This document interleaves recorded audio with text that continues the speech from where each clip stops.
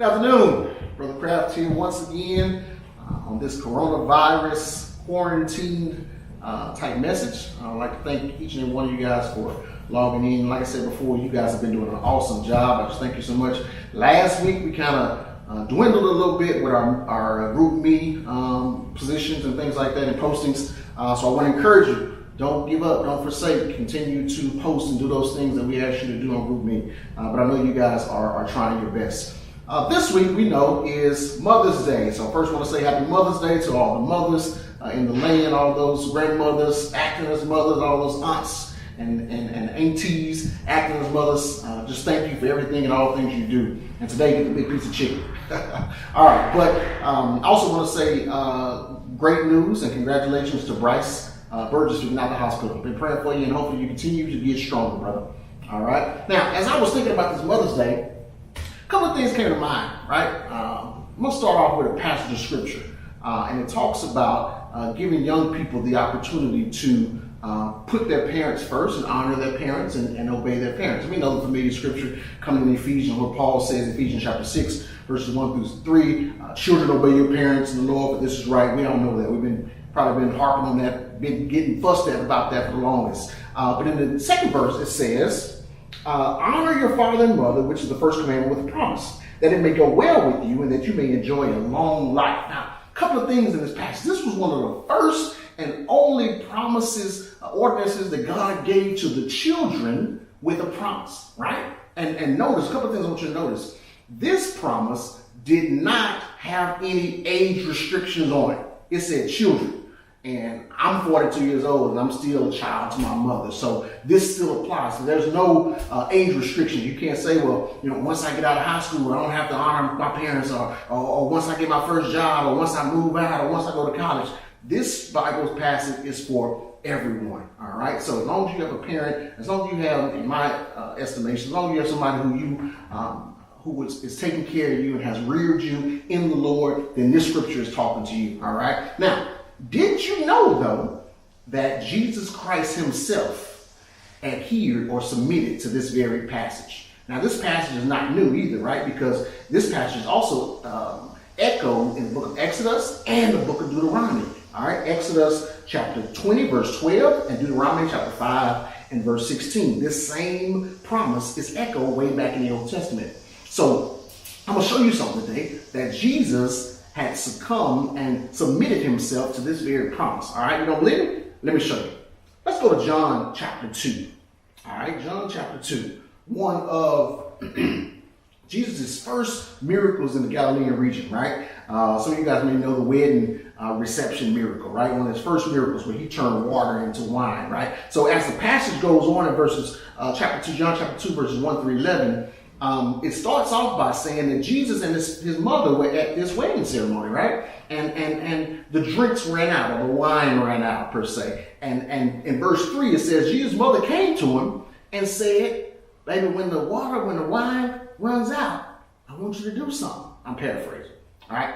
But I want you to notice that Jesus' response in verse 4 almost seemed, in our Western culture, our Western vernacular, could have seen as been disrespectful or flippant. All right, but Jesus actually, I want you to see this, he was obeying his mother. Now watch this. I'm gonna read it for you in verse 3. It says, when the wine was gone, Jesus' mother said to him, they have no more wine. Now watch what Jesus said in verse 4. New International Version. Dear woman, why do you involve me? Jesus replied. My time has not yet come. So here we see, this is where it gets real interesting, because his mom had to have had some experience with her son, Jesus, in even bringing this problem to him. All right, this was very important. She had to have seen something. Now, right now, I would probably estimate Jesus was probably about 28, 29, maybe even 30 years old when this is taking place. And she had had some experience with Jesus. So when she asked him, she knew that he could do something. Now, she didn't know what he was going to do, but she knew he could do something, right? So the story goes on to where Jesus makes that remark and says, woman, what do I have to do with this? And again, it almost seems as if he's being kind of disrespectful. But I want you to see something too, because I've always read this scripture And John is the only one that kind of recounts this miracle. But between verses 3 and verse 4, I believe John left something out. Now get this. Between verses 3 and 4, I believe John left something out. Verses 4 and 5. It says, "Dear woman, why do you involve me?" Jesus replied, "My time has not yet come." Then verse 5, it immediately says his mother told the servants to do whatever he says.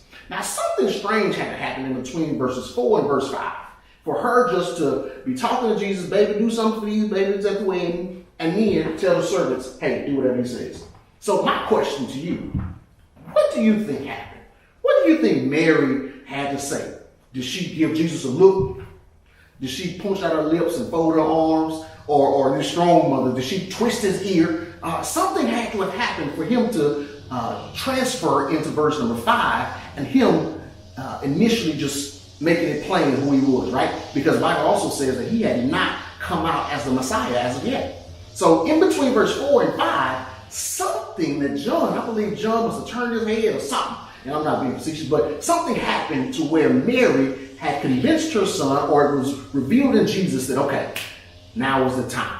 To where he surrendered to the will of his mother, and he honored his mother and father. So we find right now in this very passage that Jesus obeyed, he honored his mother during this time. Now, you probably didn't see it like that, but I saw it as clear as day that this was a Jesus modeling moment where we read and we understood, and we've been fussed at for a long time about Ephesians chapter 6 about how we're supposed to honor and obey our parents and stuff like that. But Jesus modeled it, right? So it makes it even more evidently clear for us that we can do and should be doing the same thing. I want to encourage you guys this day that Jesus modeled it, Jesus did it, he showed the way. Now the promise of a long life wasn't necessary for Jesus because he knew how long he was supposed to be here. He knew the purpose of him coming to earth. But that promise is for us as children, as young people, even with parents, loved ones.